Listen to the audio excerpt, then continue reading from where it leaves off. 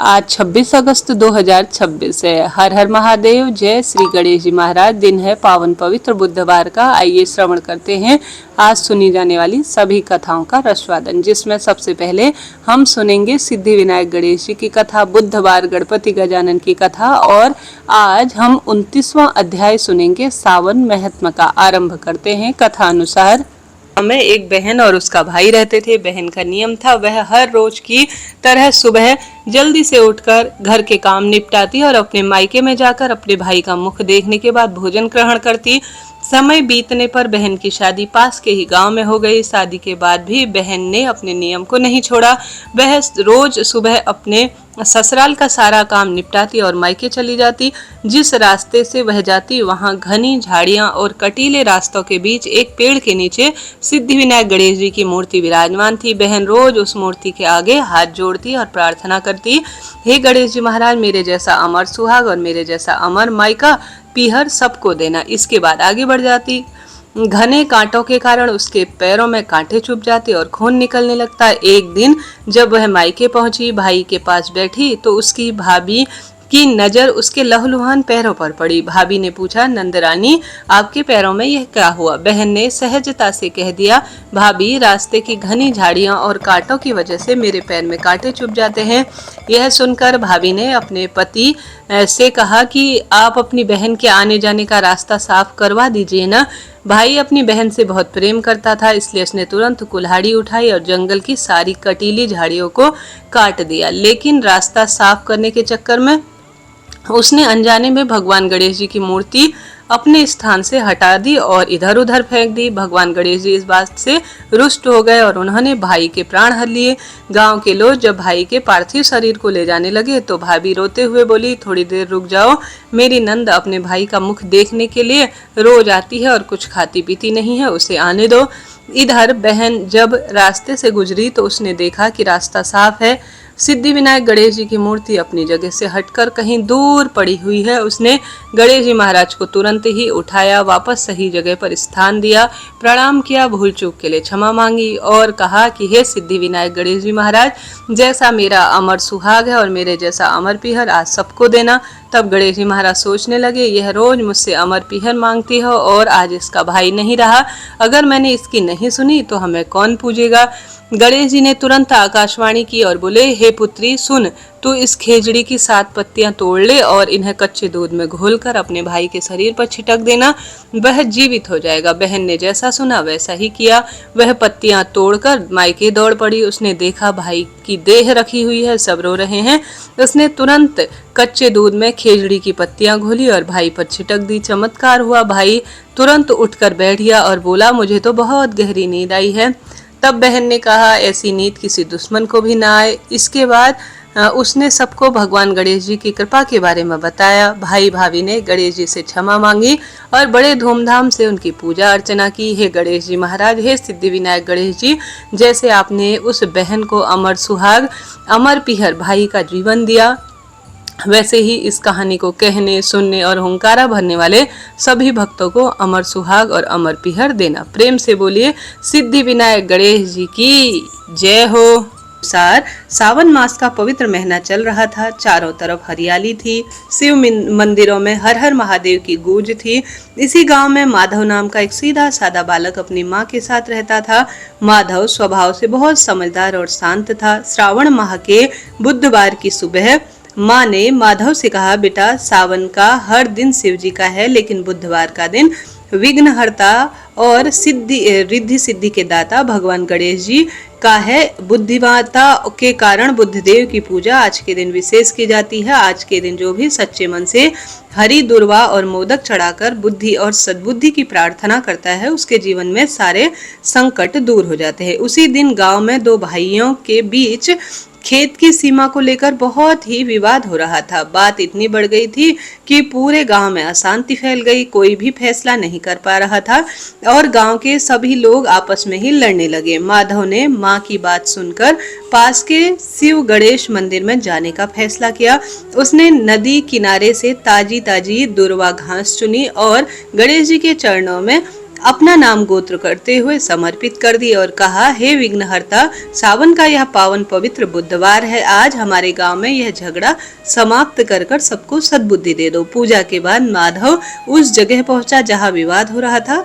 उसने बहुत ही शांत और मधुर वाणी में दोनों भाइयों को समझाया। साक्षात गणेश जी महाराज जैसे उसकी वाणी में विराजमान हो गए हों, ऐसा लग रहा था। श्रावण का महीना तो सब कुछ बांटने और जोड़ने का है।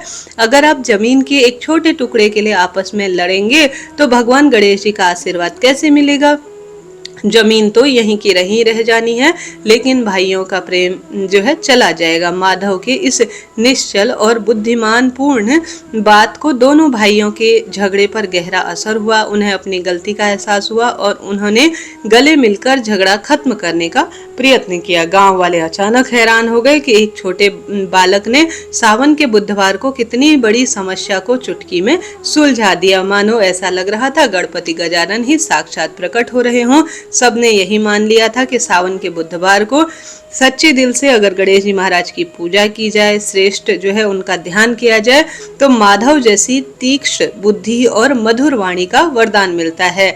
दोस्तों, सावन के बुधवार में हमें सर्वश्रेष्ठ रूप में यही सीखना चाहिए कि केवल ताकत से नहीं, बल्कि शांत दिमाग और भगवान गणेश जी की दी हुई बुद्धि से ही हर संकट को दूर किया जा सकता है। अब पार्वती से सावन महीने की दिव्य कथा सुनाते हुए कहते हैं, सुनो पार्वती, बहुत समय पहले एक गांव में रामू नाम का एक गरीब किसान रहता था। वह भगवान शिव का परम भक्त था, लेकिन उसकी आर्थिक स्थिति बहुत कमजोर थी। कई बार उसके घर में भोजन तक का अभाव रहता था, फिर भी वह भगवान शिव की भक्ति नहीं छोड़ता था। सावन का महीना आया। गांव के सभी लोग दूध, दही, शहद, गंगाजल और तरह तरह की पूजन सामग्री लेकर मंदिर जाया करते थे। रामू के पास इतने में भी कुछ भी नहीं था। उसके पास केवल एक स्वच्छ जल का लोटा था। रामू ने मन ही मन कहा, भोलेनाथ, मेरे पास आपको अर्पित करने के लिए केवल एक लोटा जल है, इसे ही मेरी श्रद्धा और प्रेम समझकर स्वीकार कीजिए। वह रोज सुबह स्नान करके मंदिर जाता, ओम नमः शिवाय मंत्र का जप करता और पूरे विश्वास से शिवलिंग पर एक लोटा जल अर्पित करता। एक दिन गांव में भयंकर सूखा पड़ गया, खेत सूख गए, लोगों की फसल नष्ट होने लगी। सभी लोग चिंतित हो गए, लेकिन आश्चर्य की बात है, रामू के खेत में हरियाली बनी रही, उसकी फसल अच्छी हुई और उसका परिवार भूखा नहीं रहा। गांव वालों ने इसका कारण पूछा। रामू ने विनम्रता से कहा, मेरी ही मेहनत नहीं, यह भोलेनाथ की विशेष कृपा है, क्योंकि केवल सच्चे मन से एक लोटा जल मैंने शिवलिंग पर अर्पित किया था। उसी रात गांव के मुखिया को स्वप्न में भगवान शिव ने दर्शन दिए और कहा, मुझे धन दौलत नहीं, भक्त का सच्चा प्रेम प्रिय है। जिसने श्रद्धा से एक लोटा जल मुझे समर्पित किया, उसकी भक्ति से मैं प्रसन्न हो जाता हूँ। अगले दिन पूरे गांव में दिखावे को छोड़कर सच्चे मन से भगवान शिव की पूजा श्रेष्ठ रूप में कर दी गई। धीरे धीरे गांव की कठिनाई दूर हो गई और सभी के जीवन में सुख समृद्धि आने लगी। भगवान शिव को महंगा चढ़ावा नहीं, बल्कि सच्ची श्रद्धा, विश्वास, निष्कपट भक्ति प्रेम चाहिए। यदि कोई भक्त सावन माह में प्रतिदिन अपनी श्रद्धा, भक्ति भाव और आचार विचार के साथ, शुद्धता के साथ मात्र एक स्वच्छ जल का लोटा अपने घर पर ले जाकर शिव दर्शन करते हुए, दीप लगाते हुए शिवलिंग पर समर्पित कर देता है प्रेम पूर्वक, तो भगवान शिव उसकी प्रार्थना सुनते अवश्य हैं और उचित समय पर कृपा बरसाते हैं। प्रेम से बोलिए हर हर महादेव। हे भोलेनाथ, हे माँ पार्वती, जो भी प्रिय श्रोता इस पावन पवित्र महीने में श्रेष्ठ कर्म कर रहे हैं, शिव पूजन कर रहे हैं, उनके मन की मुराद पूर्ण करना। हर हर महादेव। प्रिय आज के सावन महत्म के 29वें अध्याय में अद्भुत वर्णन मिला है सभी कर्मों के काल निर्णय के बारे में। इसमें ईश्वर बोले, हे सनत कुमार, अब कहे हुए व्रत कर्मों को कहूंगा, किस समय क्या करें, किस समय का क्या विधान है, पूजन और जागरण आदि कैसे करें, यह सब ध्यान पूर्वक सुनो। नक्त व्रत के विधान में रात में भोजन कहाँ करें, किस रूप में करें, प्रातः काल में सभी व्रतों का उद्यापन कहा है। पहले दिन अधिवासन और दूसरे दिन यदि होम हो जाए तो उत्तम है। धारणा और पारणा से हास वृद्धि नहीं होती है। श्रावण शुक्ल प्रतिपदा को संकल्प कर कर उपवास करे और दूसरे दिन हविष्यान कर पारायण करे। यदि पारायण के दिन एकादशी हो तो 3 दिन का उपवास करे। रविवार व्रत पूजन का काल सुबह ही है। सोमवार व्रत में प्रातः काल को प्रधान कहा है। मंगलवार, बुधवार और गुरुवार में मुख्यतः समय प्रातः काल का कहा गया है। शुक्र व्रत में पूजा सुबह तथा रात में जागरण कहा है। शुक्र व्रत में पूजा सुबह और रात में जागरण करें। नरसिंह पूजा शनि की शाम को करें। शनि व्रत में दान मध्याह्न में मुख्य कहा गया है। हनुमान जी की पूजा मध्याह्न तथा अस्वस्थ पूजा होती है। रोटक व्रत प्रतिपदा युक्त सोमवार को करें। उदुम्बरी व्रत में पूजन द्वितीया और तृतीया युक्त शाम को कहा गया है। स्वर्ण गौरी में पूजन चतुर्थी युक्ता तृतीया को उत्तम कहा गया है। गणेश पूजन में तृतीया वृद्धि चतुर्थी श्रेष्ठ है। नाग पूजा में षष्ठी युक्त पंचमी उत्तम है। सुपोदन व्रत में सायं व्यापिनी सप्तमी युक्त षष्ठी उत्तम है। शीतला व्रत में मध्याह्न व्यापिनी सप्तमी उत्तम है। देवी के पवित्रारोपण में रात्रि युक्ता अष्टमी उत्तम तिथि है। कुमारी व्रत में रात्रि व्यापिनी नौमी तिथि बहुत उत्तम है। आशा दशमी व्रत में रात्रि व्यापिनी दशमी उत्तम है। हे मुनि, दशमी वेदा एकादशी त्याज्य है। अरुणोदय समय दशमी का वेद वैष्णवों के यहाँ होता है। रात्रि के अंतिम पहर का आधा हिस्सा अरुणोदय समय होता है। अरुणोदय यानी सूर्य उदय सबसे श्रेष्ठ समय है। सूर्योदय समय दशमी का भेद स्मार्तों के यहाँ होता है। इस रीति द्वारा द्वादशी पवित्रारोपण में कही गई है। अनंग व्रत में रात्रि व्यापिनी त्रयोदशी है। शिव पवित्रारोपण में रात्रि व्यापिनी चतुर्दशी है। यदि चतुर्दशी अर्धरात्रि व्यापिनी हो तो अधिक उत्तम है। उपाकर्म और उत्सर्ग की पूर्णिमा और श्रावण नक्षत्र उत्तम कहा है। यदि पूर्णिमा के 3 दिन मुहूर्त हो तो दूसरे दिन करें। तैत्रीय शाखा वाले ऋग्वेदी पूर्णिमा के पहले दिन करें और यजुर्वेदी पूर्णिमा को 3 मुहूर्त होने पर भी उसी दिन उपाकर्म तथा उत्सर्ग करें। श्रावणी कर्म वह सर्प बलि में शाम काल व्यापिनी पूर्णिमा उत्तम है। हयग्रीव उत्सव तथा रक्षाबंधन में मध्याह्न व्यापिनी पूर्णिमा लेनी चाहिए। संकष्टी चतुर्थी व्रत में चंद्रोदय व्यापिनी चतुर्थी स्वीकार करे। यदि चंद्रोदय व्यापित चतुर्थी 2 दिन हो तो पहले दिन को ही व्रत करे, क्योंकि तृतीया रोज चतुर्थी महत्व पुण्य फलदायक होती है। गणेश, गौरी और बहुला को छोड़कर दूसरे देवों की पूजा में पंचमी भेदी चतुर्थी श्रेष्ठ मानी गई है। श्री कृष्ण पूजा में अर्धरात्रि व्यापिनी अष्टमी तिथि सर्वश्रेष्ठ है। तिथि निर्णय 6 प्रकार से माना गया है। पहला तो 2 दिन तिथि पर पूर्ण व्यापिनी, दूसरा दोनों दिन केवल अव्यापित तथा तीसरे दिन रोज थोड़ा सा अंश द्वारा समव्यापित, चौथा दिन रोज अंश द्वारा विषम व्यापित, पांचवां दिन पूर्ण व्यापित, दूसरे दिन अंश द्वारा व्यापित तथा छठा रोज अंश से व्यापित, अन्य रोज व्यापित। इन 6 पक्षों में से 3 पक्षों में संदेह नहीं करना चाहिए।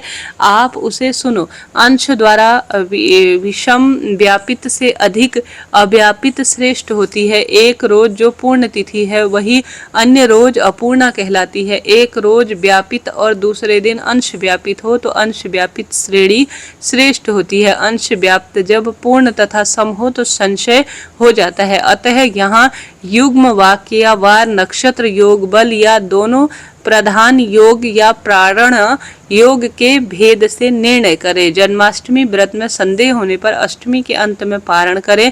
यदि 3 पहर तक या इसके बाद तक अष्टमी रहती है तो सुबह में पारण कर लेना चाहिए। पिठौरा व्रत में मध्याह्न व्यापिनी अमावस्या शुभ मानी जाती है तथा वृष भाषण में शाम काल मध्यकालीन अमावस्या शुभ है। सूर्य के कर्क संक्रांति में 30 घड़ी पहले के समय को तथा सिंह संक्रांति में 16 घड़ी पहले के समय को पुण्य समय मानना चाहिए। हे वत्स, मैंने यह मास के सभी कर्मों का काल निर्णय कहा है। हे जो प्राणी इस अध्याय को पढ़ेगा, सुनेगा और सुनाएगा तो वह सभी व्रतों का फल तुरंत ही प्राप्त कर लेगा। प्रिय श्रोताजनों, इस तरह से 29वां अध्याय यहाँ पर पूर्ण हुआ। कल 30वें दिन हम 30वां अध्याय सुनेंगे। आप सभी का आभार और धन्यवाद, आपने यहाँ तक पूरे सावन महीने के महत्व को सुना। आज अभी के लिए इतना ही। थोड़ा स्वास्थ्य संबंधी परेशानी है, इस कारण से आज इतनी ही कथा सुना पा रही हूँ। आशा उम्मीद है आप समझेंगे। चैनल से जुड़े नित्य नियमित ज्योतिष जानकारी और श्रेष्ठ कथा कहानी के लिए। राधे राधे जी। हर हर महादेव।